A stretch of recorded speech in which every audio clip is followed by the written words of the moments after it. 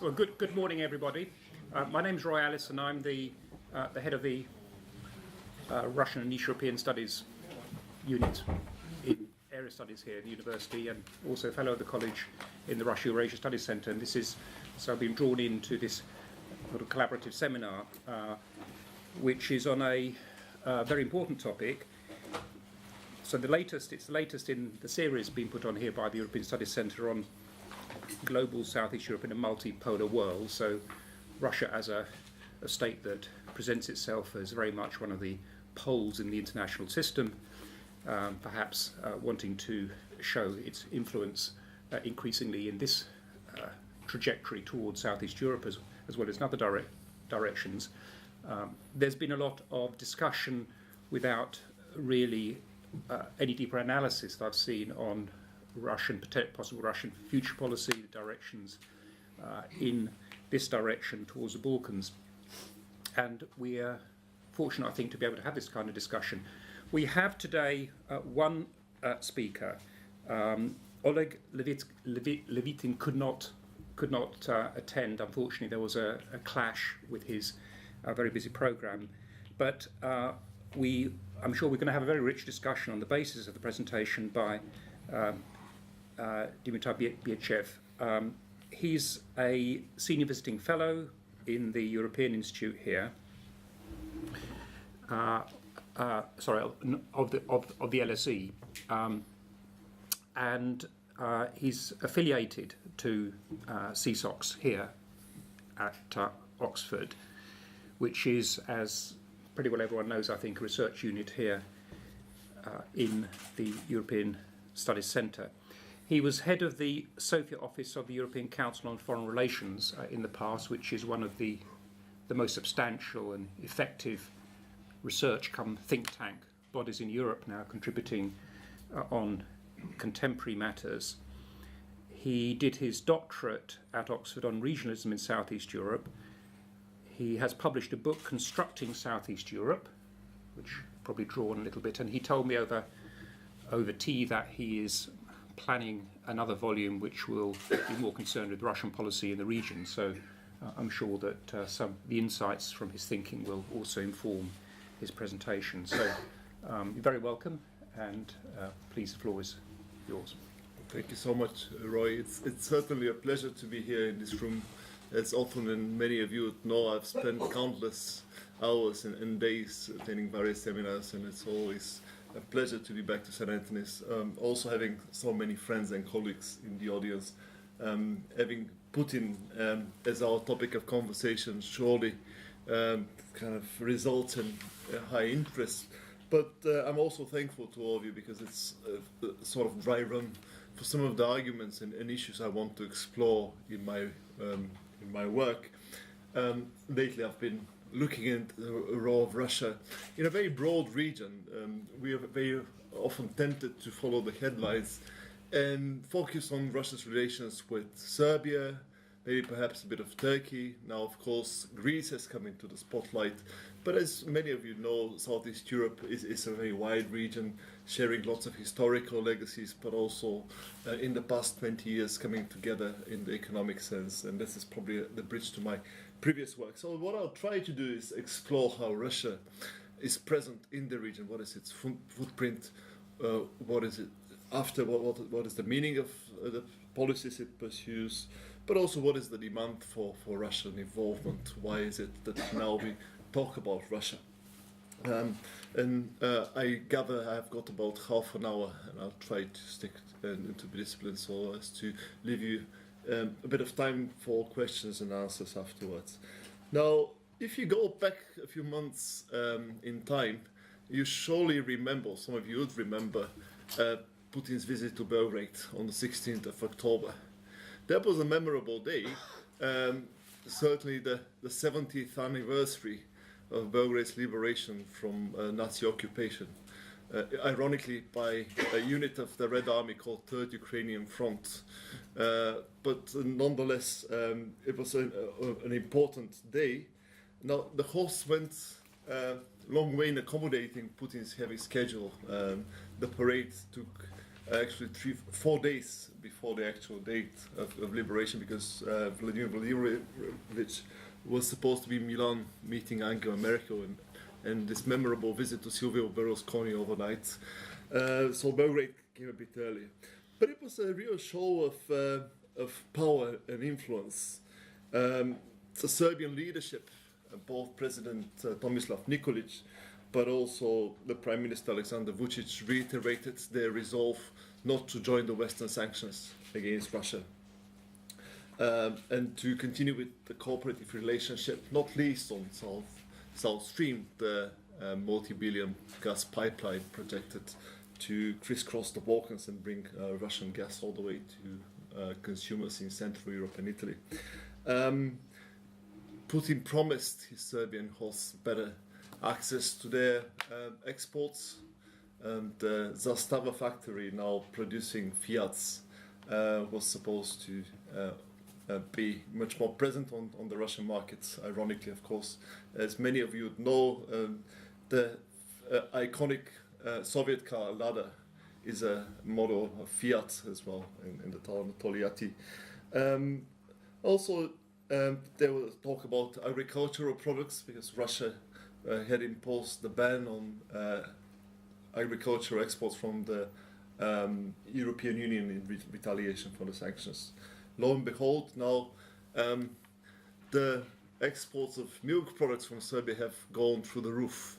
I've talked to Hungarian friends, and they have the healthy suspicion that some of the milk and dairy products entering from Serbia probably originate from elsewhere. There were also joint exercises. 200 strong unit from the 106th Airborne Division stationed in the Russian town of Tula was in Serbia. They had exercised 50 kilometers from the border of NATO member Croatia. So that was a show of being together, of Serbia not abandoning Russia in a very critical moment. But it's not just Serbia. You see similar episodes across the region. Many of you remember when Syriza's government got elected into office. One of the first statements by the foreign minister, Nikos Koutsias, who was a fellow St. Anthony's. He was present at the birth of CSOX. But when he was inaugurated in office, he said that Greece will continue and probably will oppose the escalation of sanctions and be arguing for gradual phasing out of the sanctions. Early December, again going back in time, Putin visits Ankara. Then Turkish Stream was announced as an alternative to South Stream, a new project to get all those volumes of gas through Turkey. The message being that if the EU doesn't want us, and if they impose on us their norms on how to govern the gas sector, now we have alternatives, and Turkey is there to cooperate with us. More recently, there was a visit to Cyprus, another friendly country, where Nikos Anastasiadis, declared that the port of Limassol, and I don't know if many of you have been there, or probably some have. I think Russian is easily one of the lingua franca in this part of Cyprus, with lots of writings, cafes and restaurants, and lots of Russian residents around. So now it won't be just tourists, but also Russian ships will be repaired, also naval vessels in the port of Limassol, not far from the sovereign British base, I must add. So all those episodes, when you piece them together, you inevitably end up with a question: what is the nature of the relationship? What is Russia up to? Is it a competitor of sorts for the European Union and more broadly the West in the region? Is it a challenger? Seems that some of the rhetoric emanating from the capitals of the EU are moving into that direction. Even someone as Federica Mogherini, the High Representative for Security and Foreign Policy, who you'd remember at the time she was appointed was labeled as somebody who goes soft on Russia. She issued a statement in December warning Russia not to meddle into EU's backyard, that is the Western Balkans. So she felt compelled to adopt a very hawkish rhetoric, which you wouldn't expect from an Italian politician, not least a centre-left Italian politician. I certainly remember, to open another parenthesis, how Massimo D'Alema came here to St. Anthony's several years back, someone who was educated in Moscow, and the way he talked about Ukraine as essentially a Russian problem. But nonetheless, here you have certainly a change of heart in many capitals of the seeing Russia as some sort of a competitor, maybe rival, or certainly a challenge in a part of Europe which was more or less seen as really anchored into the EU politically, but also economically. Some of those countries are members already, others are negotiating their membership. There are also countries aspiring to be candidates. Now Serbia is a good example, embracing Putin, but nonetheless starting membership negotiations early in 2014. Now my starting point after this lengthy introduction is that Russia's role has evolved over time. It will be misleading to just focus on this moment as a snapshot and not consider what has happened starting really from the early 90s. And my supposition or my hypothesis is that what happens in the Balkans is the consequence. I don't think there is a special policy on the Balkans or Southeast Europe by Russia, but very much the type of role played by Russia is a consequence of the overall relationship between Moscow and the West. So the ebbs and flows in this relationship have their repercussions at the local level. Very often the stakes were not about the region, they were much higher, be it Russia's place in the international system, its status as a great power, or be it its overall relationship with the EU. So I'll try to very roughly come up with several periods in the development of Russia's policy towards the region. Of course, these are tentative, we might discuss periodization, but nonetheless I think there is a timeline you can identify. First, after the collapse of the Soviet Union, the emergence of Russia as a successor state is well discussed in the literature. It was a moment where Russia had its own return to the West, or opening to the West, or whatever you call it, moment symbolized by Yeltsin, and very much even more so by the then foreign minister, Kozyrev. All the way to 1996, when his tenure in office ended. Russia was not an easy partner in former Yugoslavia, but still, overall, it supported the international efforts to resolve the conflicts there, especially the Bosnian conflict. It was sympathetic to the Serbs, but up to a point. And part of the reason Russia was involved and was also to do with the linkages.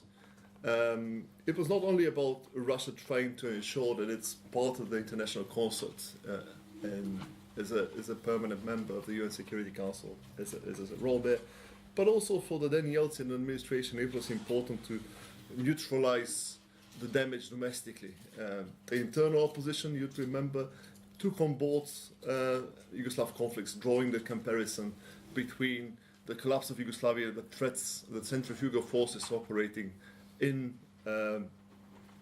inside Russia itself as well.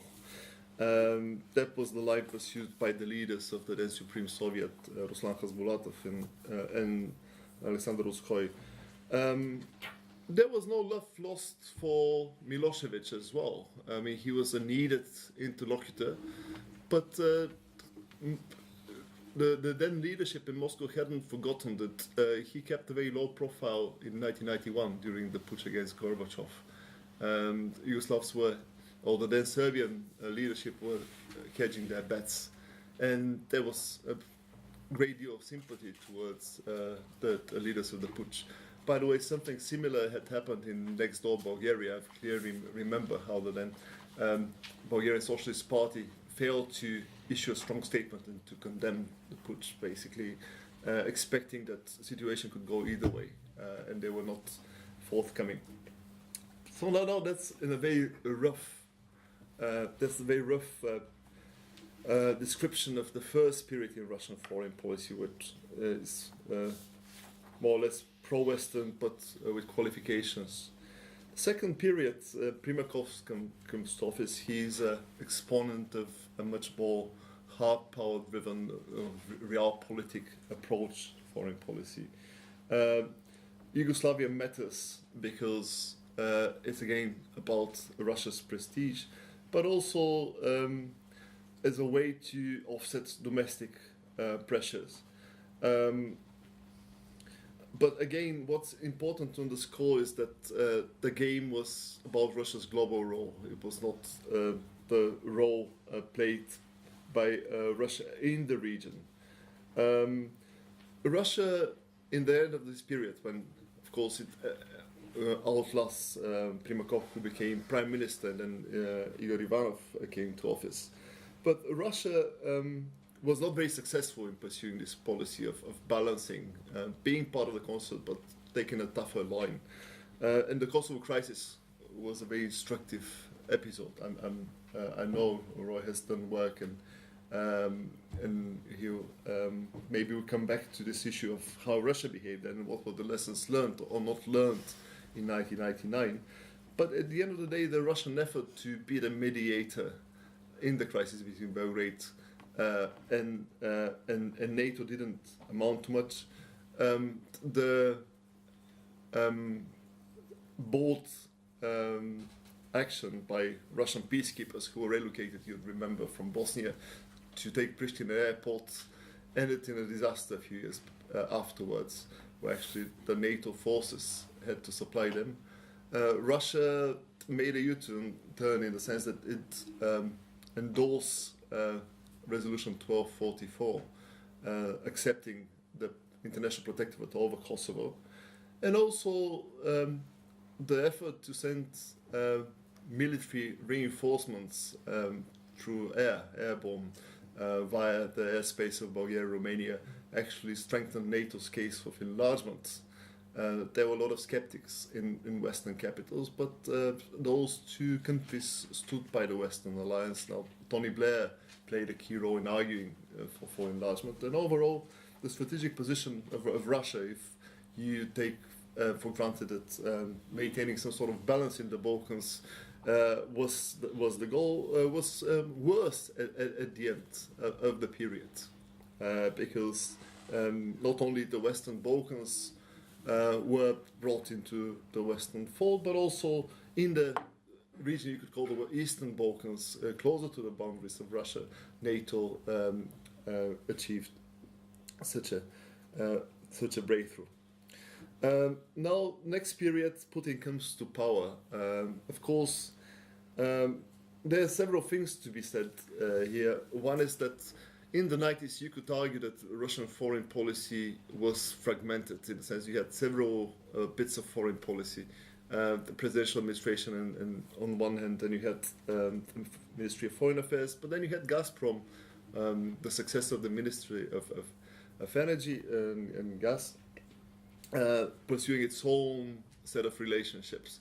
Now, what Putin does by centralizing power is to bring it all into a single fold. It's a shame Lech Levitin is not here, because he's written extensively about this rejigging of Russian foreign policy. But energy becomes much more of a focus. And that's why, arguably, in this decade, policy becomes much more effective, because there is a focus and there's an area where Russia has an advantage and has enough leverage. Now, also, up to the war in Iraq, the relationship between Putin and the West is fairly constructive. And Russia is part of the multilateral effort in the Balkans to create a measure of stability. It's part of the Stability Pact that was launched by the German presidency of the EU Council, observing many regional institutions that emerged. So it's not competitive, so also it's involved in a larger framework. Also, you could argue that Russia free rides on the Western effort to stabilize the region, because once it's stabilized, once it's put on the path of growth, then you have lots of economic opportunities to invest and to engage in trade relations. So it's not necessarily a zero-sum game at a time. I think a turning point, and that's probably the last period I want to discuss, is 2008. In many senses, really, there's several points worth highlighting.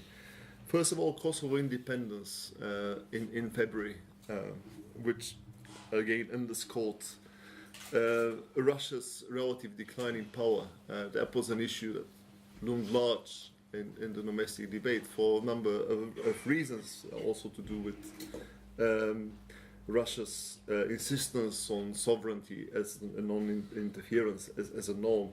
But now they couldn't do much to stop it, and it underscores the dominant role played by the US and its Western allies. The war in Georgia, of course, put relations on collision course, although it was followed by another period of rapprochement. But we shouldn't forget also what happened in the region itself, not only in Moscow and its relationship with the West. The economic crisis was a major turning point.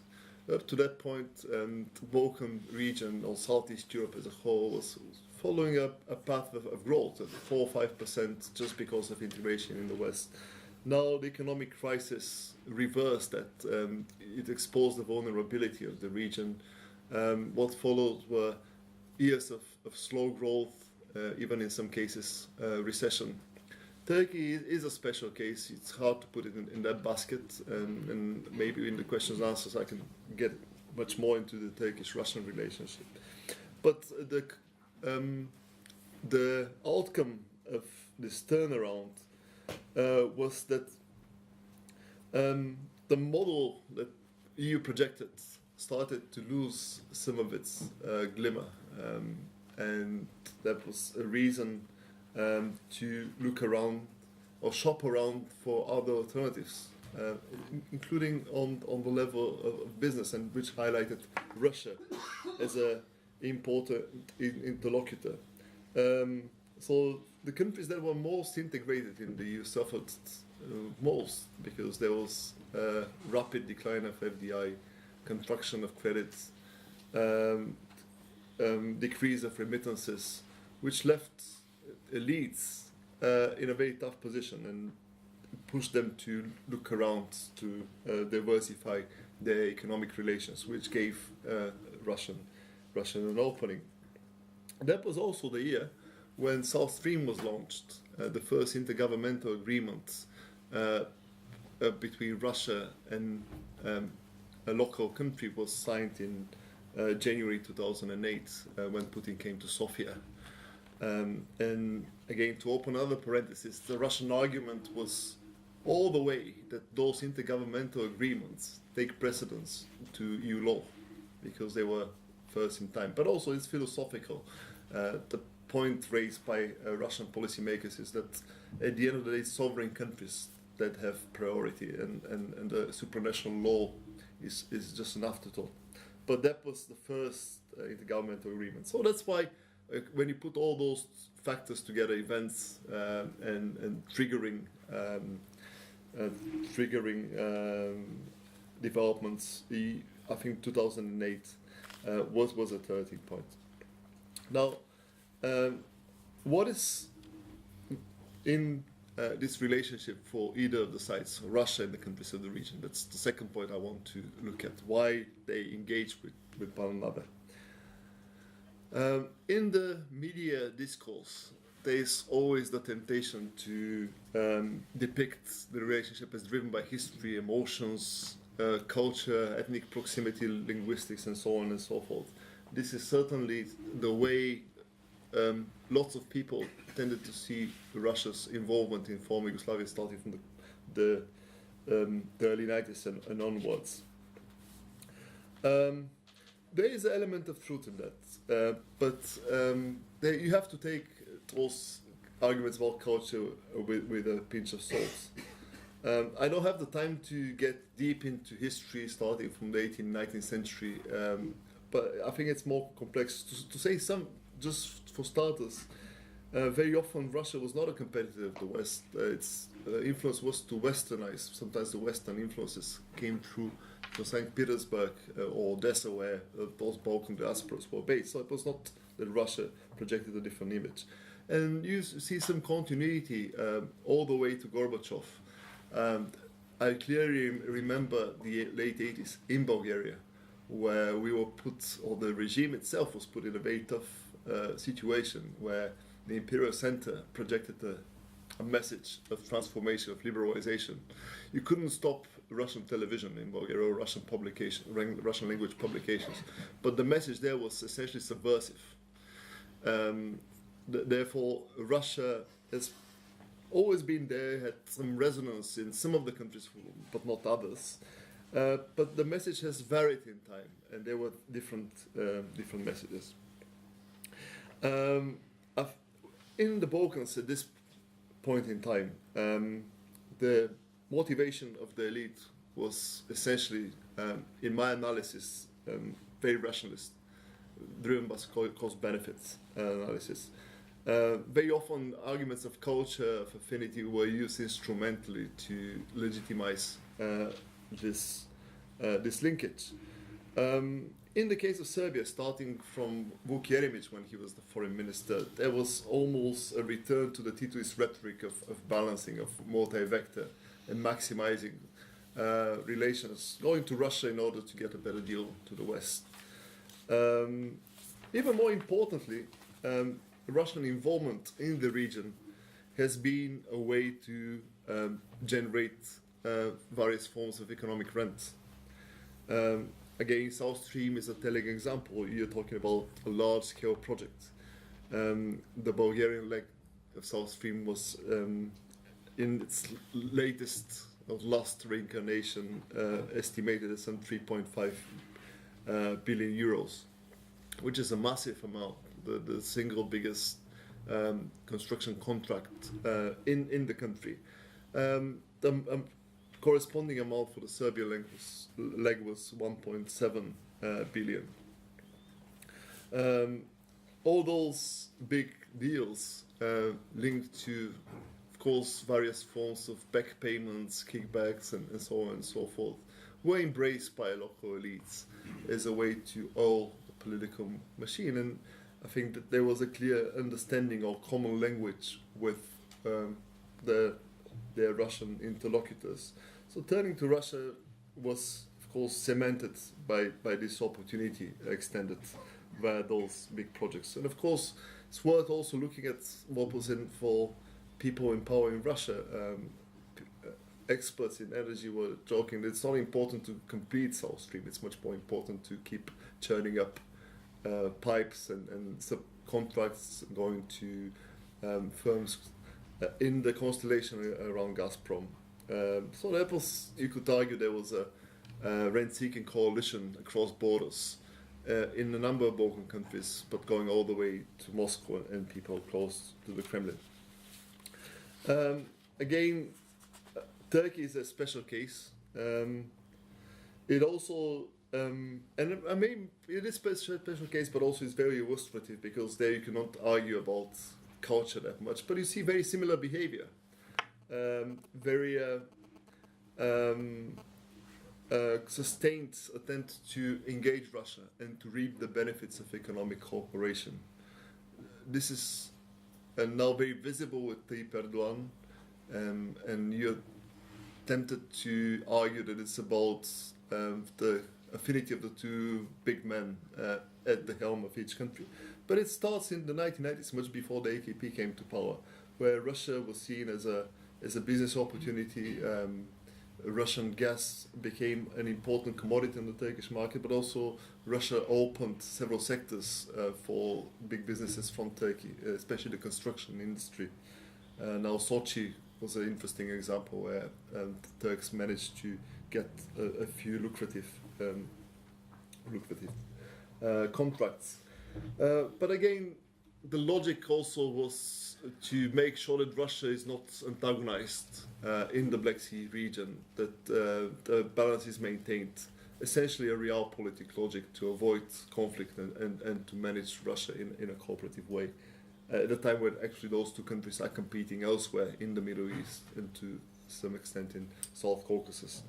But if you list all those motivations by elites in different capitals of the region, you see that the overarching theme is one of convergence of interest and the balance of incentives. Now, it's also worth looking at the Russian side of the ledger. What is it? What is there for Russia? Why Russia should engage in the Balkans, focus on the Balkans of Southeast Europe?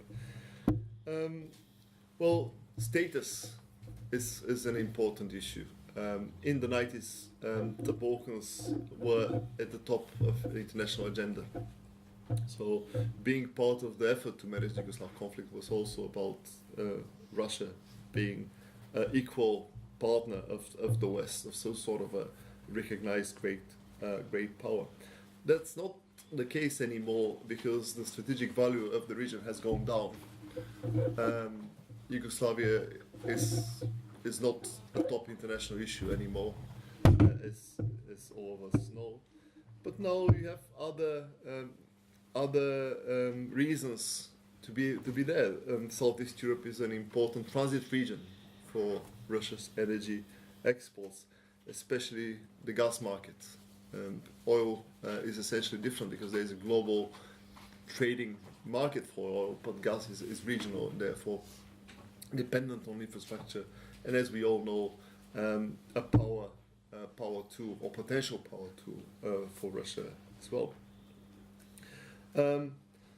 Also, we shouldn't forget the nuclear fields. The Belene power plant, which failed in Bulgaria, was important for Rosatom, and now there is a very lucrative deal to build Turkey's first power plant near Mersin. Also, I think the Balkans or Southeast Europe are important because they reconfirm the Russian narrative, which is a weird combination of many different things at this point, but certainly stressing national sovereignty, that countries have to pursue their interests and not succumb to supranational diktats or not to follow the Western dominant logic. Second of all, conservative values, this whole set of references to Orthodox Christianity and resistance to the corrupting influence of the West finds some buy-in. Putin's visit to Belgrade, and you have some interesting pictures, also was instrumental in the sense that it tied in with the memory of the Second World War, which has a very powerful legitimizing effect on the regime, and the war in Ukraine as a replay of the Second World War. Now we have a country which builds its national ideology on this myth also of resistance, not just the Second World War, but also the First World War, where Russia came to the rescue. But even more importantly, there is also an added value of engaging with the Balkans, because the Balkans, the Western Balkans, but also Bulgaria and Greece, vindicates the argument that Europeanization is essentially a failure. I have lots of pictures saying that people in Hungary, in Croatia, in Greece burning European flags, but people in Ukraine foolishly carry one, believing that EU is the road to salvation. And the message from the Kremlin is: look, be realistic. You have all those people in impoverished parts of the European periphery. They bet on the EU, and look what happened. The outcomes are not as encouraging. You have economic crisis, and people come to realize across Southeast Europe that EU is not it's not the silver bullet to resolve all problems to do with modernization and so on and so forth.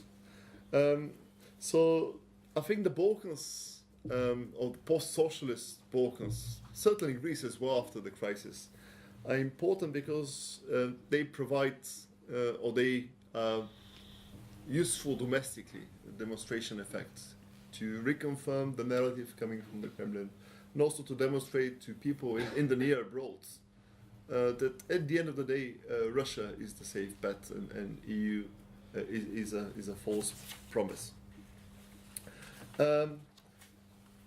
Now, I think this all goes to show that we have to put things into perspective. The whole rhetoric of Russia as an alternative pole of power has to be taken with a pinch of salt.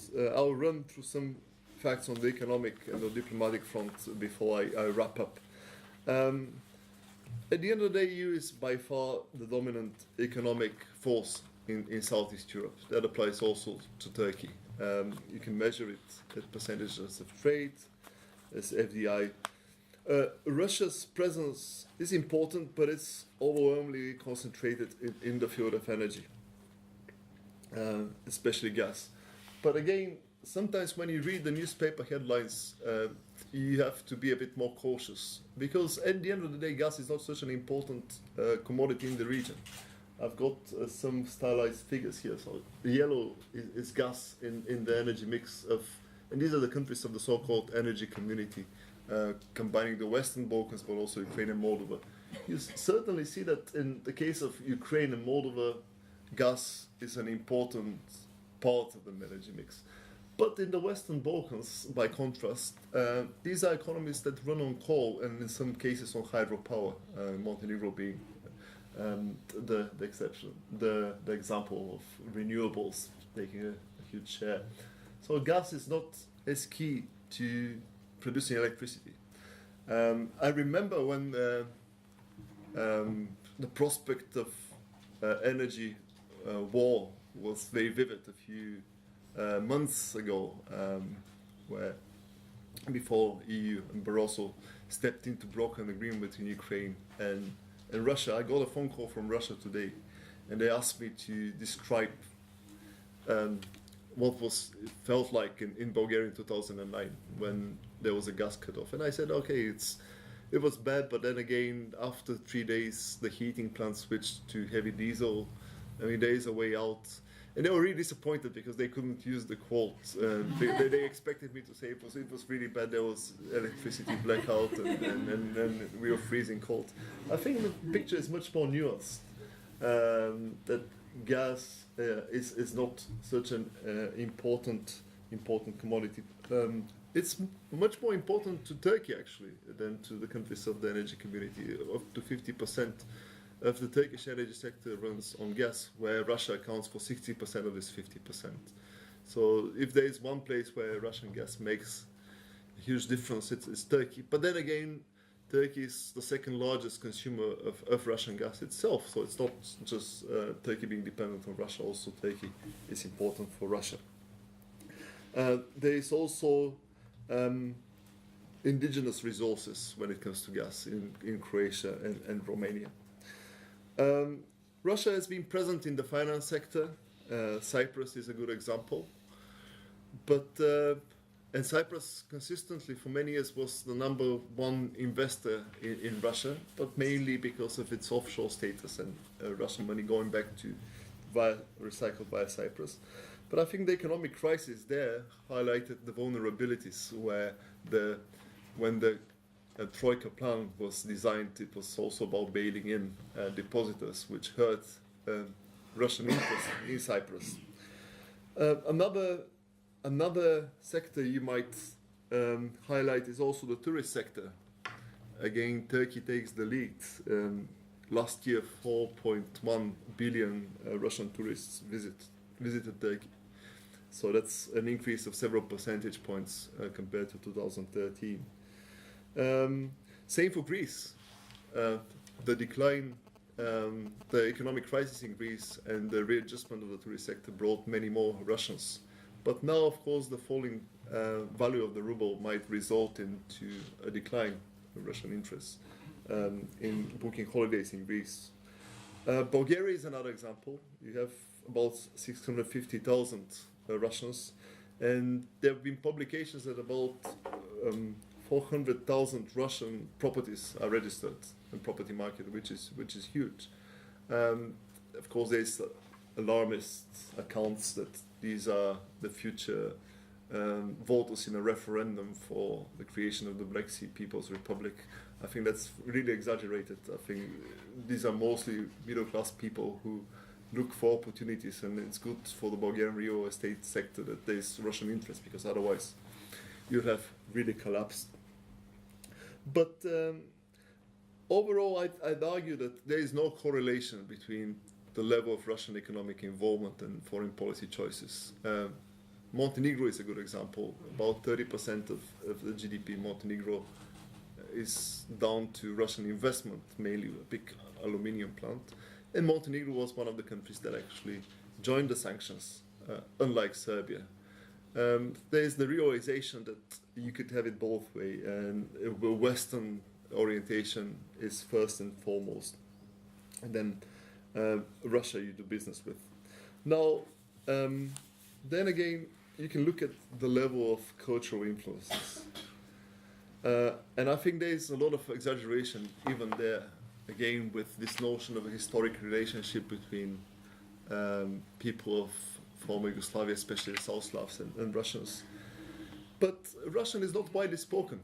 Russian is not a lingua franca in former Yugoslavia. Ironically, the Russian speakers that came to Belgrade on high-profile visits were very often EU dignitaries, the likes of Stefan Füle, Miroslav Lajčák, and now Maroš Šefčovič, all schooled in the Moscow State University Institute of International Relations, GIMO. So it's not the Serbian interlocutors, it was the Central European officials working for the European Commissions and European institutions who are much more fluent in Russian, which I think it's a supreme irony. I almost had an experiment now. You had a highly important event in Moscow, the murder of Boris Nemtsov. It didn't register in the discussions on many important media venues in countries like Serbia, in Macedonia, in Montenegro. Russia is a tabula rasa, it seems to me, in the public debate. Whereas in Sofia it was a big item, not least because Russia is a polarizing topic. And social media were exploding with fights over who did it. Is it the regime, or is it a conspiracy by the West? Very much the type of debate you'd have in the Russian public or Russian-speaking public space, which goes on to show that some of the Cold War legacies are very much with us. The cultural links where Russian is there and is influencing, and Russian internet is followed in some countries, but not in others.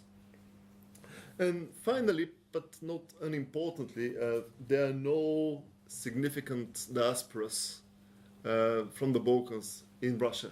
Of course, the Milosevic family is there, but it's by far not representative. And there's a clear contrast with countries in the former Soviet Union, where Russia continues to be a magnet because of labor migration, cultural links, and so on and so forth. I think it's essentially very different in Southeast Europe. Now, I think Russia's role, again, should not be exaggerated. Russia essentially has been sidelined over the important issues in the region. Serbia-Kosovo, that's the only remaining hard security issue remain in this part of the world. Now, Russia pushed the Serbs to take a very comparative attitude. The ICJ advisory opinion really backfired, which highlighted the importance of the EU as an intermediary. And I don't think there is any appetite to bring Russia on board as a facilitator of the dialogue, even before the crisis in Ukraine, let alone now. Overall, I think, despite the rhetoric you often hear from the foreign ministry, from the likes of Sergei Lavrov, that NATO enlargement to the Balkans is provocation, even the EU is problematic, I think there is a acquiescence with the fact that these are countries that belong to the sphere of influence of the EU. And it might not be a bad thing overall, because if you have Serbia as a member state, you essentially have another Greece or another Cyprus. You have friendly voices in Brussels institutions, so it's not necessarily a zero-sum game, even now, where I actually have tensions. So, to draw a conclusion or tentative conclusion after this journey through the past 2 decades, I think there is certainly a sense of competition that Russia is trying to exploit various gaps in the Western policy, especially after 2008, the economic crisis, and the failures of EU enlargement. But it's not a real full-fledged counterweight. It's scoring points against the West, trying to establish some footprint in the region, but I don't think it's a long-term anchor that can reshuffle the region. And the region is an afterthought in a larger strategy, which is really focused on Western Europe, on the EU, and of course on the US as the main focus of Russian foreign policy. Turkey is somewhat different. There is a strategy to balance Turkey, to engage it, to use it as a counterweight, to distance it from its traditional Western alignment. I think it's a more complex dynamic where those two coexist but also compete and cooperate. But overall, I think when we look at the Russia in the region, we should be a bit more balanced and not fall for the easy cliches about culture being together, Russia being such a competitor, which is very often instrumentalized by local elites to raise their value in the West. So let me stop here. Thank you very much indeed. I think any alarmist concerns have been somewhat abated, I think, by that very sober and detailed analysis, setting it into the historical context and also touching on the current intersections between Russia, such as they are, with the region. So the floor's open for questions. Please put questions if you wish to comment.